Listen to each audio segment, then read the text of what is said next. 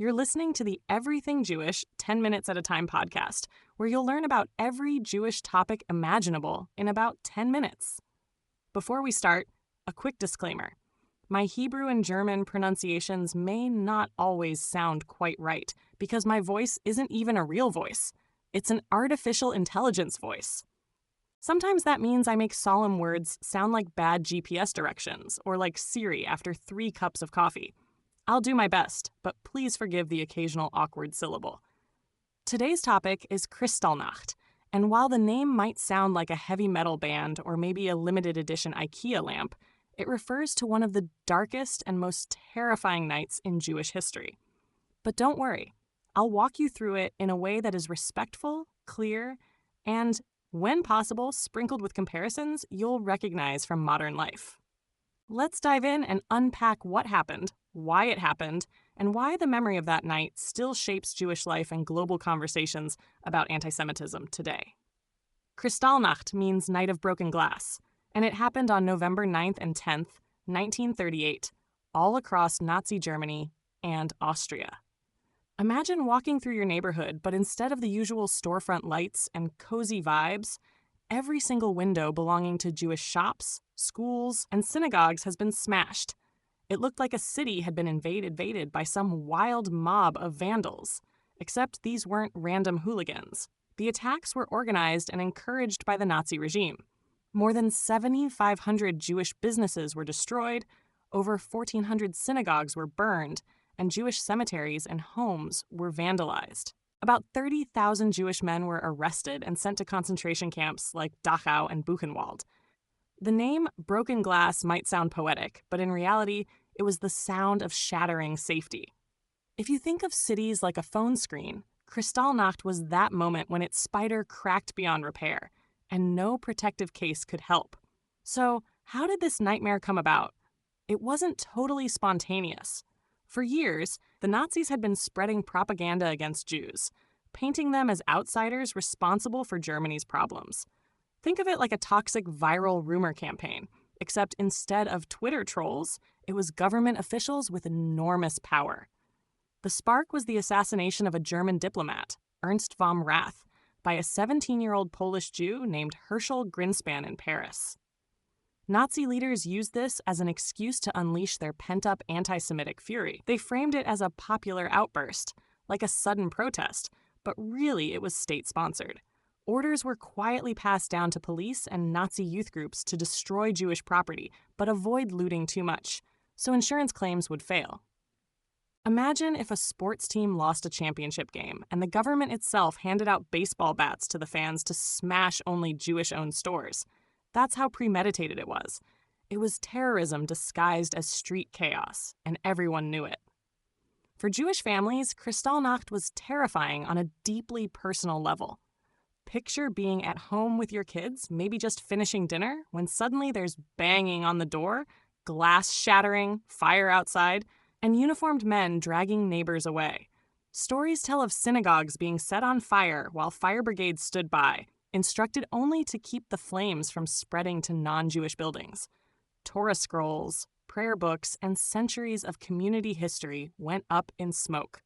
Children who once felt safe walking to school woke up the next day to destroyed classrooms or parents missing because they'd been deported overnight. Kristallnacht wasn't just about property damage. It was a brutal message. Jewish life in Germany was officially no longer protected.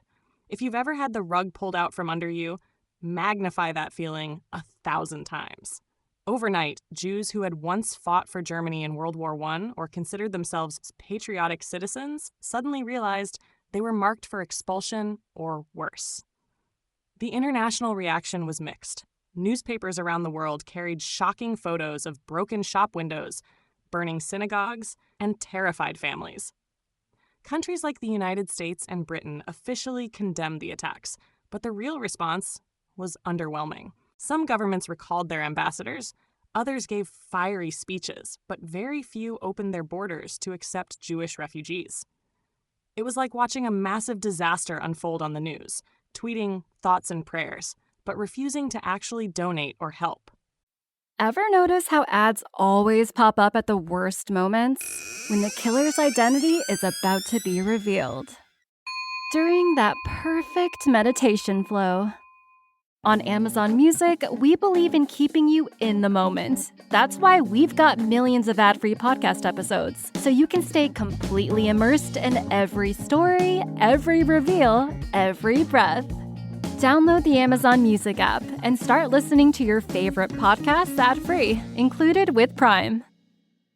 ClickUp just solved AI's biggest problem, and it's saving 4 million teams from productivity loss every day. Unlike ChatGPT and other AI tools, ClickUp converges all your work into one platform, so your AI super agents have full context to prioritize tasks, execute workflows, and draft documents instantly. Teams using ClickUp finish work 30% faster and cut meetings in half. Try ClickUp for free today and get 15% off AI upgrades at clickup.com/podcast. That's CLICKUP.com/podcast. You know what's wild? Most people are still overpaying for car insurance just because it's a pain to switch. That's why there's Jerry. Jerry's the only app that compares rates from over 50 insurers in minutes and helps you switch fast with no spam calls or hidden fees. Drivers who save with Jerry could save over $1,300 a year. Before you renew your car insurance policy, do yourself a favor. Download the Jerry app or head to jerry.ai/Libsyn. That's JERRY.ai/LIBSYN. When you run a business, there are a lot of boxes to check. Let's see. Payroll? Check. Inventory? Check. Insurance?